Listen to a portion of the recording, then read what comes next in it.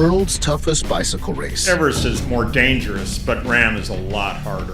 3,000 miles, coast to coast. Raam is a 3,000-mile time trial. Non-stop. The Raam is so long, it's impossible to simulate a training.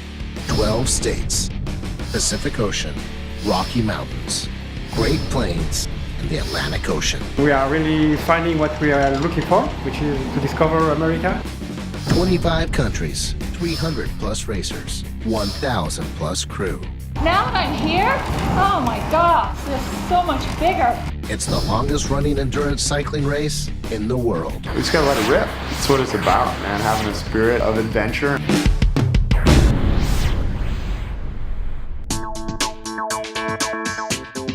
It's a true test of endurance. From California to Maryland, this grueling coast-to-coast bike race is not for the faint of heart. ABC's Neil Karlinski went along for the ride. They call it the Race Across America, or Raam, billed as the world's toughest and maybe craziest bike race. Just a bike, a support team and a camper, and the willpower to ride night and day. Our worldwide exclusive interview with Pippa Middleton.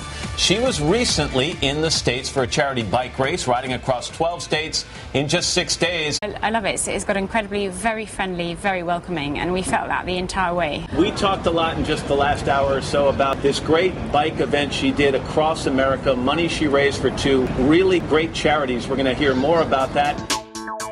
You start on a beach where it's kind of cool. You go over a mountain range into a scalding hot desert. And then you climb back into the mountains again. Once you drop out of the mountains of Colorado, you hit the Great Plains of Kansas. After that, rolling hills and farmlands. And when you get to the east, you hit the Appalachian Mountains where it's steep, short climbs, which are extremely difficult. And then, of course, you end at Chesapeake Bay. It's the only event that actually travels across our entire country. So while others may call their events America's Race, we really are America's Race. We do cut across the entire country. Every year, Raam racers raise from $1.5 to $2.5 million for a wide range of charitable causes. So I'm aiming to raise around about $50,000, and we're well on the way.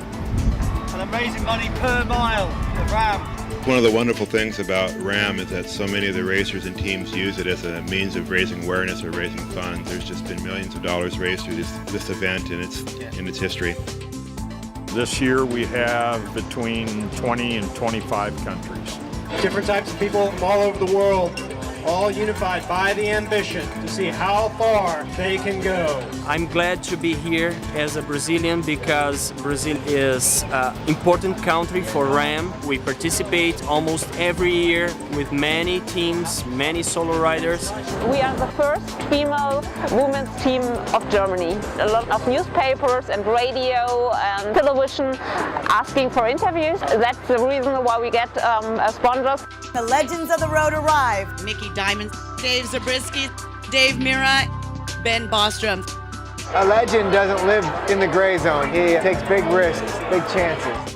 Addictive is the word because you are going to be going to your computer constantly to see what's going on. It's almost more well known all over the world than it is here in the United States. It was an 860-mile dash to Durango, Colorado from the shores of Oceanside, California. The Race Across the West, or as we call it, RAW, is one of those events that we call a stepping stone to Raam, which is the 3,000-mile race. But the truth is it's a standalone event that really delivers and deserves its own attention.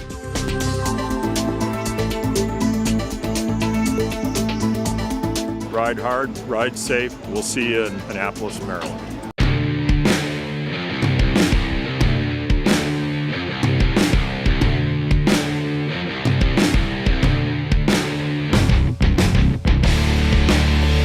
Can we follow you down Glass Elevator?